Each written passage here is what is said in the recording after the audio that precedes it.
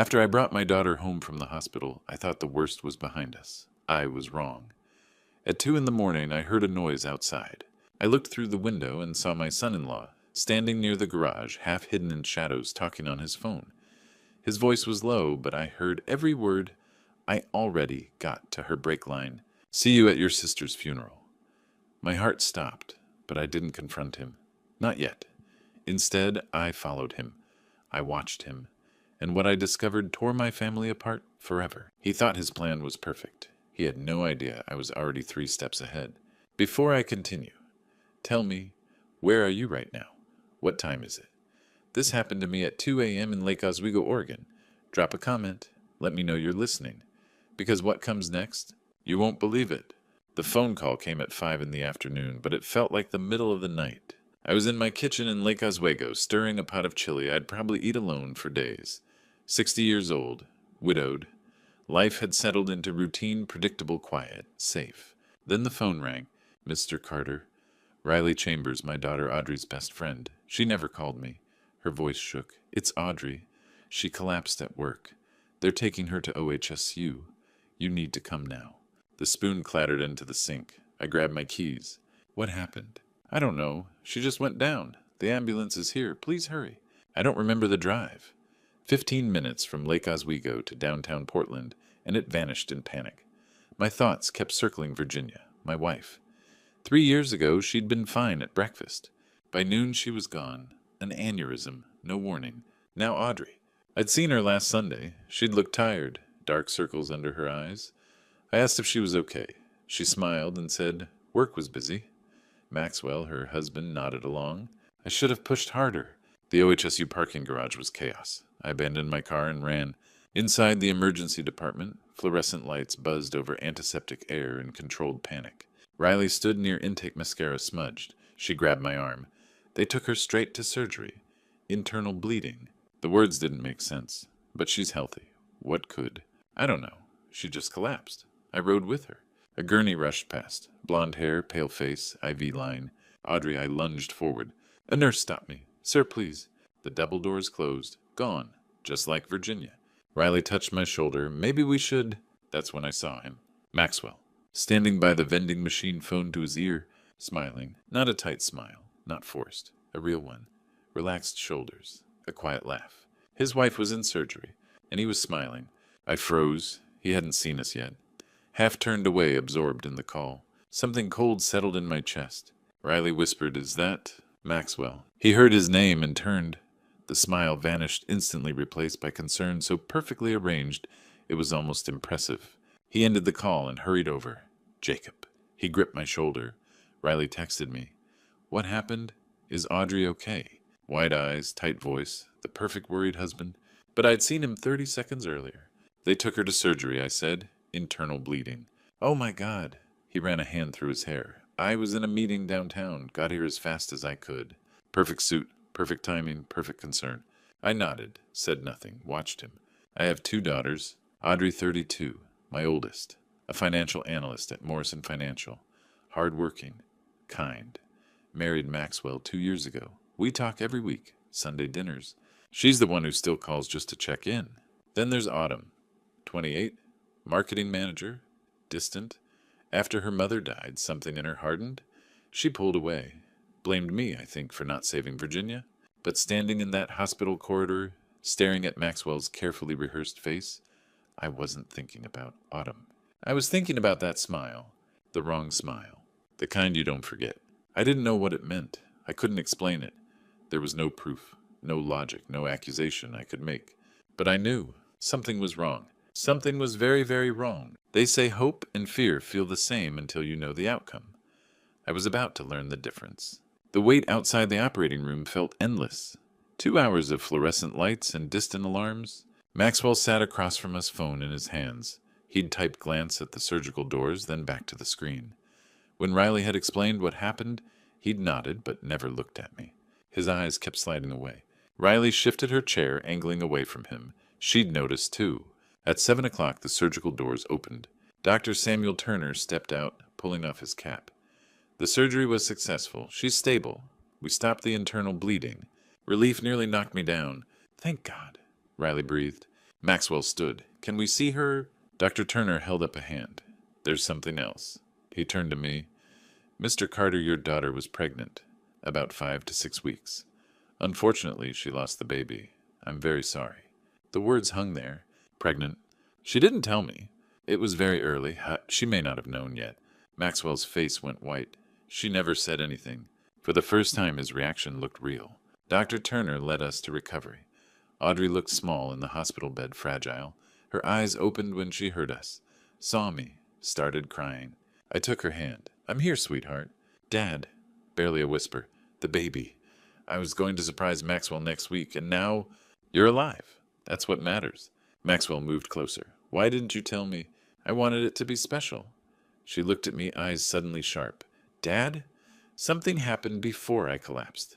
I need to tell you. Audrey, don't strain yourself. Maxwell cut in. You need rest. She looked at him, then back at me. Fear, clear as day in her eyes. What is it, honey? She shook her head slightly. Nothing, just tired. But her eyes darted to Maxwell, then back, pleading. Whatever she wanted to tell me, she couldn't. Not with him there.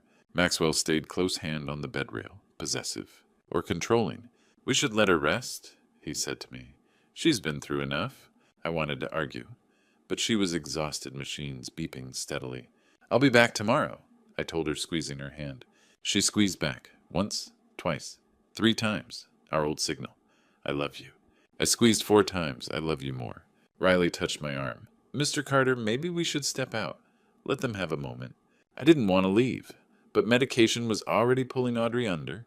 In the hallway, Riley spoke quietly. Mr. Carter, before Audrey collapsed, something happened at work. She glanced back. Maybe we should talk somewhere private. My phone buzzed. Text from Maxwell. Taking Audrey home when discharged. She needs her husband. I stared at the message. The smile yesterday, the phone checking, the fear in Audrey's eyes.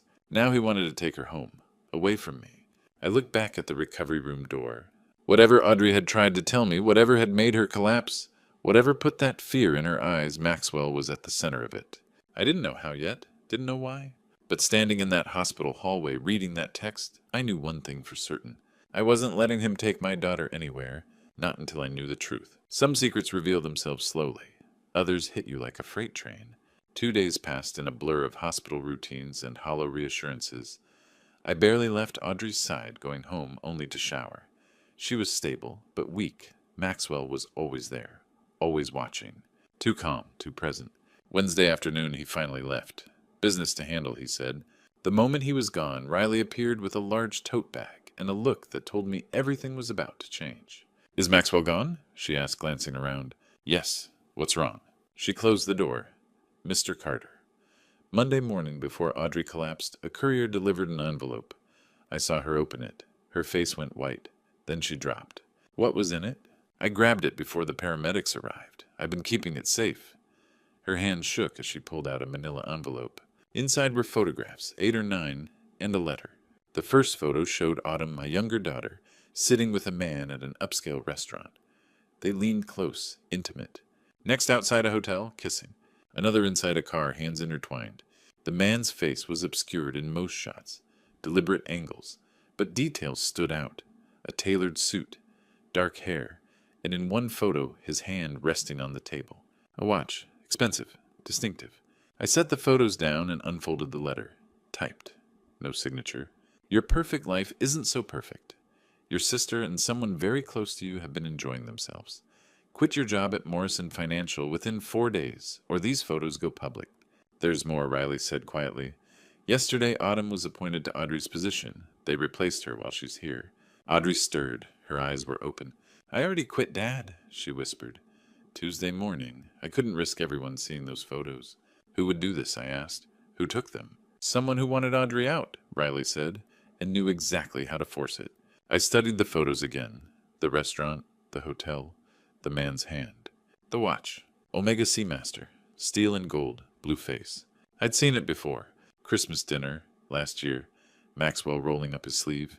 Early bonus. Raymond. 20 grand. $20,000. Steel and gold. Blue face. I looked at Riley, then at Audrey. I know that watch, I said slowly. I've seen it dozens of times. Audrey's eyes widened. Dad, no. It wasn't just Autumn in those photos, I said. It was Autumn and Maxwell. Riley covered her mouth. Audrey stared at the pictures, tears spilling. My husband and my sister. They've been having an affair, I said, and they used it to blackmail you, to destroy your career so Autumn could take your place. Why, Audrey's voice broke. Why would they do this? I didn't know yet, but looking at the photos at Maxwell's watch, at Autumn's careful smile, I knew this wasn't impulsive. It was planned. The letter had said someone very close to you. They'd been taunting her. I thought about Maxwell smiling at his phone while Audrey was in surgery. I'd felt something was wrong. Now I knew he'd been talking to Autumn, planning, celebrating. If they'd gone this far, ruining Audrey's career, her trust, her safety, what else were they capable of? I pulled out my phone and began photographing everything. Each image, the letter, every detail. What are you doing? Riley asked. Documenting evidence, I said. If they want to play games, so can I. Audrey watched me. The fear was still there, but something else had appeared. Anger. Dad, she said softly, what are we going to do?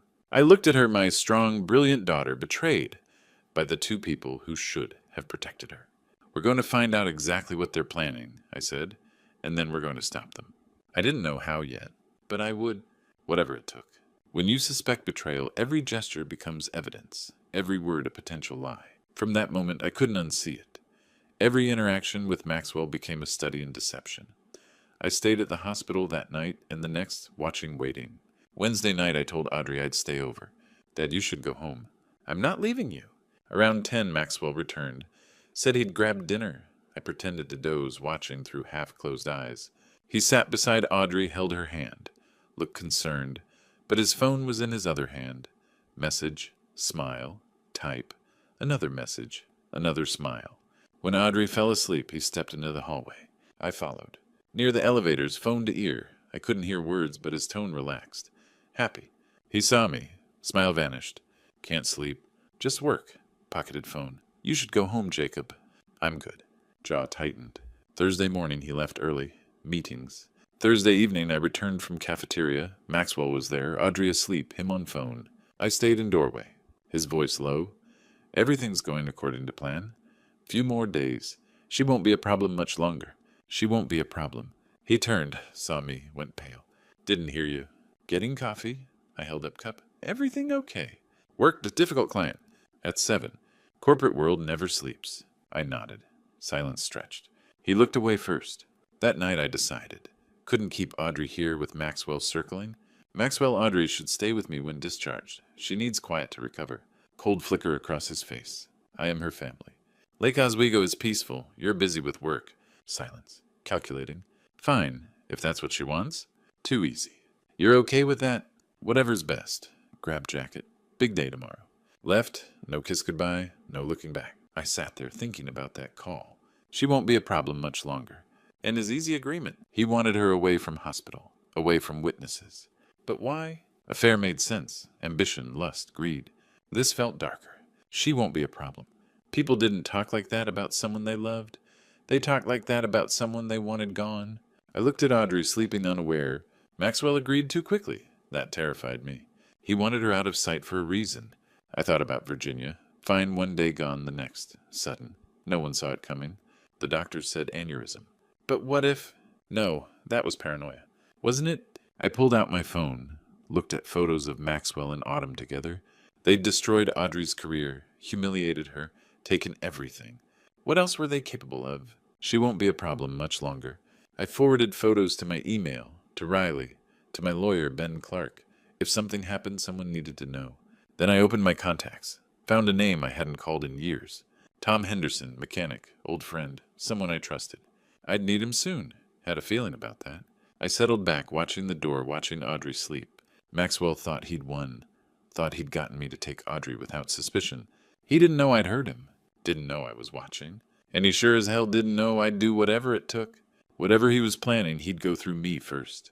I just had to figure out what that plan was. And I had maybe days to do it. Friday morning, Audrey was cleared for discharge. I brought her home to Lake Oswego. Maxwell texted, "Let me know if she needs anything." Polite, distant. I didn't respond. Because by Friday evening, I'd know exactly what he was planning. And it would be worse than I ever imagined. I'm an early riser. Always have been. That Friday morning, I woke at 5:30, and that decision saved my daughter's life. She needed rest. She needed safety.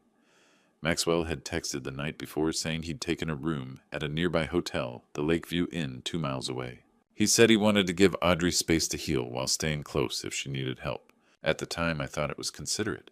Now standing in my kitchen at 5:30 on a cold October morning, I knew better. I made coffee the way I always do.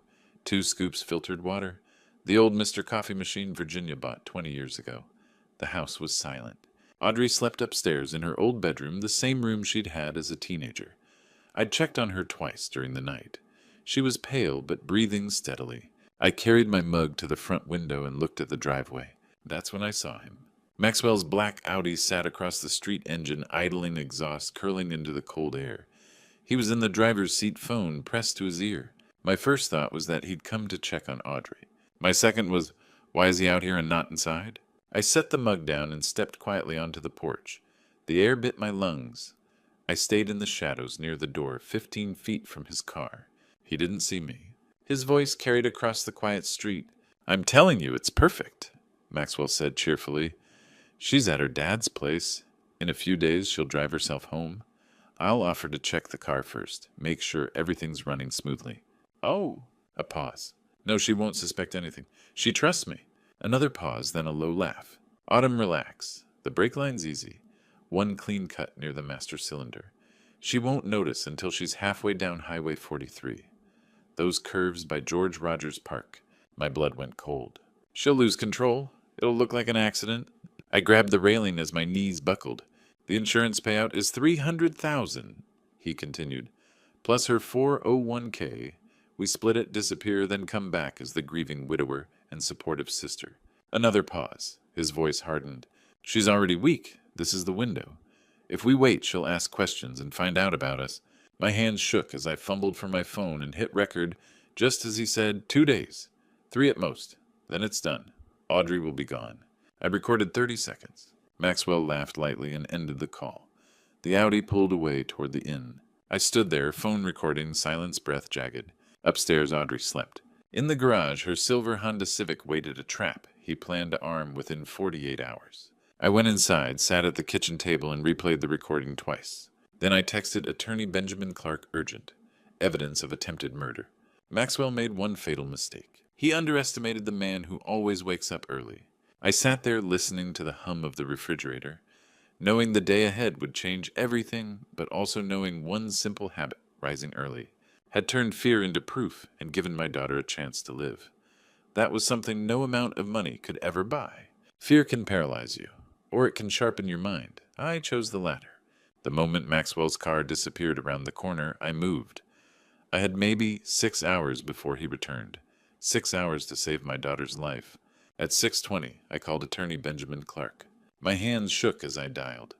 Ben has been my friend for 30 years, a sharp legal mind, and someone I trust completely. Jacob, he said, groggy, it's 6 in the morning. Ben, I need you. Life or death. It's Audrey. He was awake instantly. I'm listening. I played the recording, Maxwell's calm voice describing how he would cut the brake line and kill my daughter on Highway 43. Silence. Jesus, Jacob Ben said. That's conspiracy to commit murder. But we need more. A defense attorney could argue it was just talk. We need witnesses. We need to catch him. What do I do? First, fix the brakes. Eliminate any risk. Second, call Detective Christopher Kane at Portland PD. I know him. Third, set a trap. At 6:35, I called Tom Henderson. Tom is a mechanic, a neighbor, a friend. He lives 10 minutes away.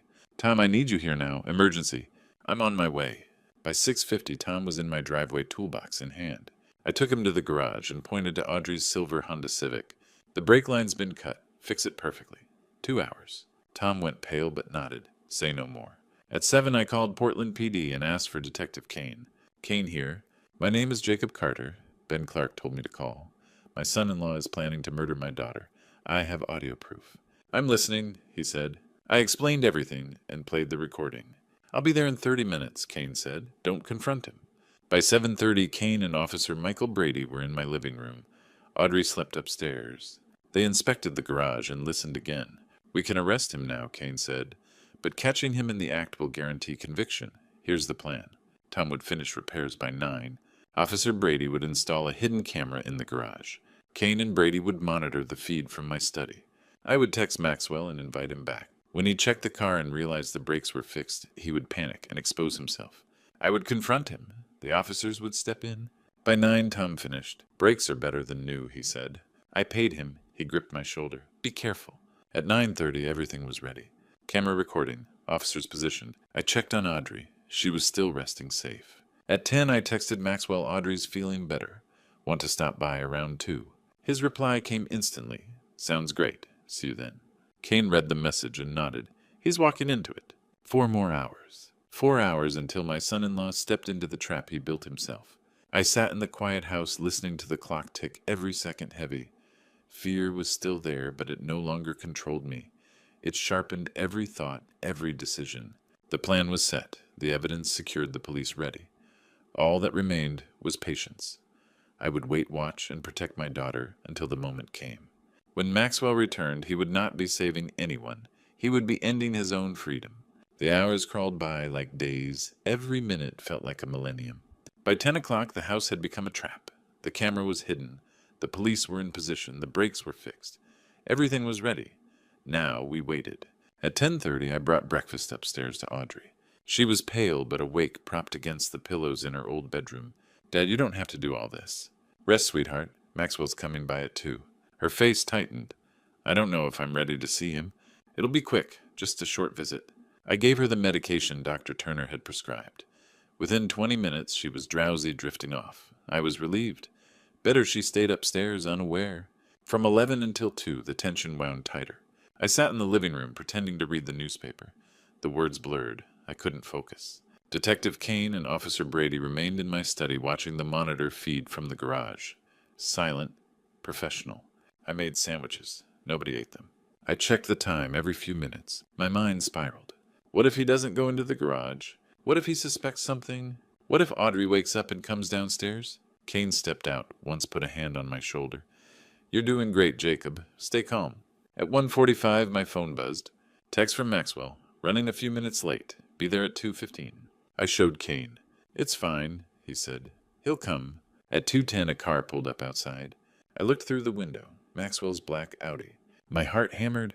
Maxwell walked up to the door, rang the bell. I took a deep breath, opened it. He stood there with flowers in his hand, smiling. Hey, Jacob. Brought these for Audrey. How's she doing? She's resting upstairs. Come in. We sat in the living room. I offered coffee. He declined. Maxwell kept glancing around nervously. Did he sense something? How's her recovery going? Slow, but she's getting there. Silence. Maxwell shifted in his seat. Is her car here? I was thinking I'd take it in for a tune-up. Make sure it's safe when she's ready to drive again. My throat tightened, but I kept my voice steady. It's in the garage. I can show you. Actually, I can just take a quick look myself. I know a bit about cars. Sure, door's unlocked. Maxwell stood and walked toward the kitchen, toward the garage door. I stayed in the living room, watching from the doorway. On the monitor in my study, Kane and Brady leaned forward. The camera captured everything. Maxwell entering the garage, glancing around nervously. Approaching Audrey's silver Honda Civic, kneeling down, lying on his back, sliding under the front end. His hand reaching toward the brake assembly, then freezing. He crawled out, fast stood up, face drained of color. Kane's voice came through the doorway, barely a whisper. He knows. The brakes are fixed. On the monitor, I watched Maxwell's expression shift from pale shock to confusion to panic. He looked around the garage like a trapped animal. I took a deep breath. Detective Kane nodded from the study doorway. I took a deep breath and walked toward the garage, toward my son-in-law, toward the truth. Behind me, I heard the soft click of Detective Kane's hand resting on his holster. We were ready. There are conversations that change everything. This was one of them. I walked down the 3 steps into the garage. My footsteps echoed against the concrete. Maxwell turned, his hands dirty from being under the car.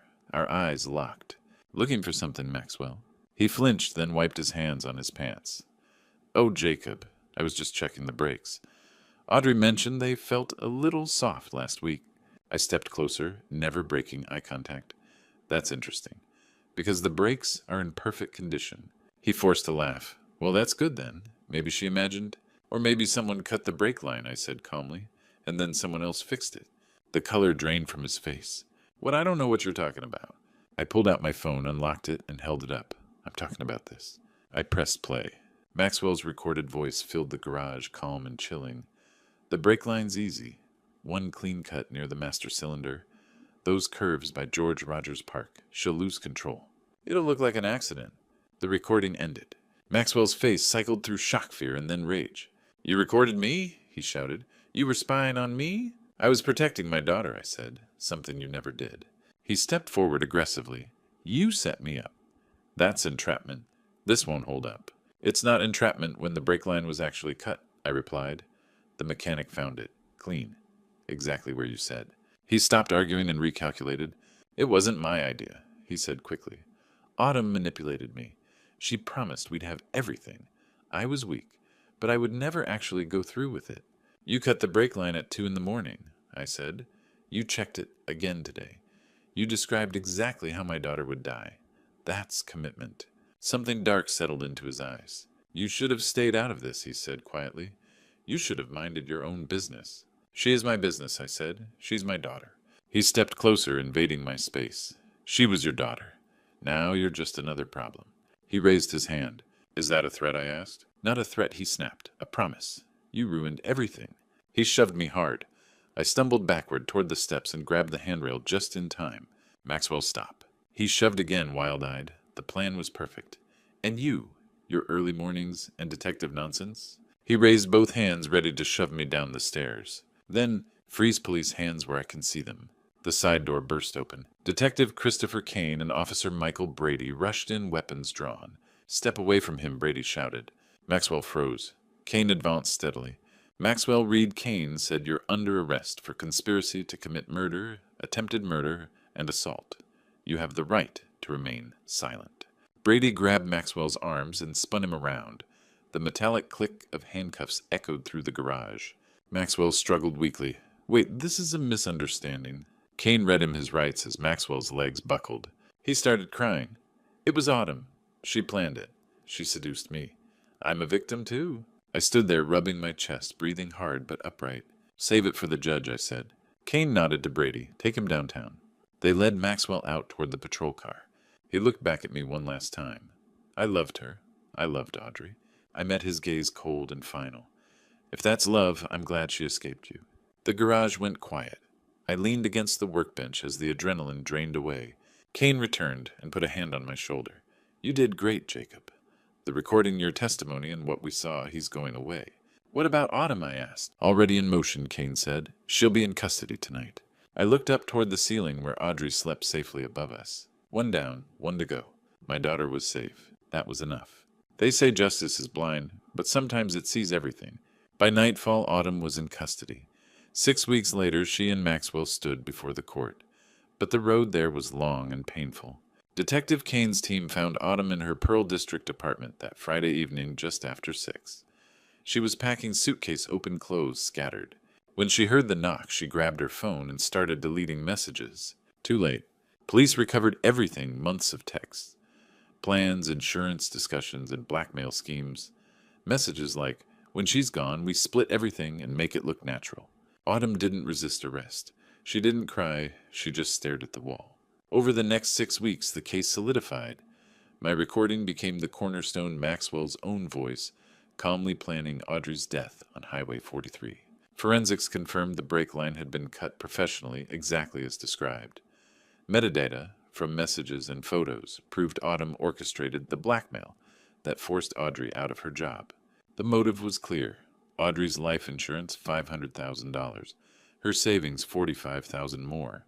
The trial began on a gray Monday in early November at Multnomah County Courthouse. Audrey and I sat in the front row every day. She was stronger now, healed physically, but the betrayal weighed on her. When the recording played in court, the room fell silent. Maxwell's voice echoed detached, calculating. Autumn stared ahead expressionless, no remorse. Maxwell tried to appear sorry, dabbing his eyes. It rang hollow. On the stand, he blamed Autumn. The prosecutor dismantled it quickly. You were manipulated into cutting brake lines at 2 a.m. Maxwell had no answer. Autumn's testimony was worse. Calm and composed, she blamed Maxwell. She looked at Audrey once and said, You always had everything. I wanted it once. Audrey looked away. When I testified, I told the truth. How I woke early, heard Maxwell plotting murder like a grocery list recorded. It called a lawyer, a mechanic, the police. I chose the law, I said, because that's what my wife would have wanted. Justice, not revenge. Judge Patricia Morrison didn't hesitate. Your actions nearly took an innocent life, she said. Justice demands accountability. Maxwell Reed, 20 years. Autumn Carter, 12 years. As they were led away, Autumn looked at me. I held her gaze until she looked down. Good. 2 months later, winter settled over Portland. Audrey and I walked through Washington Park on a clear December morning. Bare trees, bright, sun-cold clean air. She wore her mother's blue scarf. We drank coffee by the pond, watching ducks ripple the water. How did you know? Audrey asked. To keep watching him. Because I am your father, I said. And a father never stops protecting his child. Her eyes filled. If you hadn't woken up early? But I did, and you're here. We sat quietly. I wish Mom were here, she said. She is, I replied. I see her in you. Then Audrey asked softly, Do you think I'll trust again? I pulled her close, heel first. The right person will come. As we walked back, she hugged me tight. Thank you for saving me. You saved yourself, I said. I just made sure justice was served. Autumn and Maxwell were gone, now paying for their crimes. But we were still here, still standing, still moving forward, and that was enough. Looking back on everything that happened, I see now how close I came to losing her. Not just to Maxwell's plan, but to my own silence. If I'd ignored that voice in my head, the one that said something's wrong, Audrey wouldn't be here today. Don't be like me. Don't wait until it's almost too late.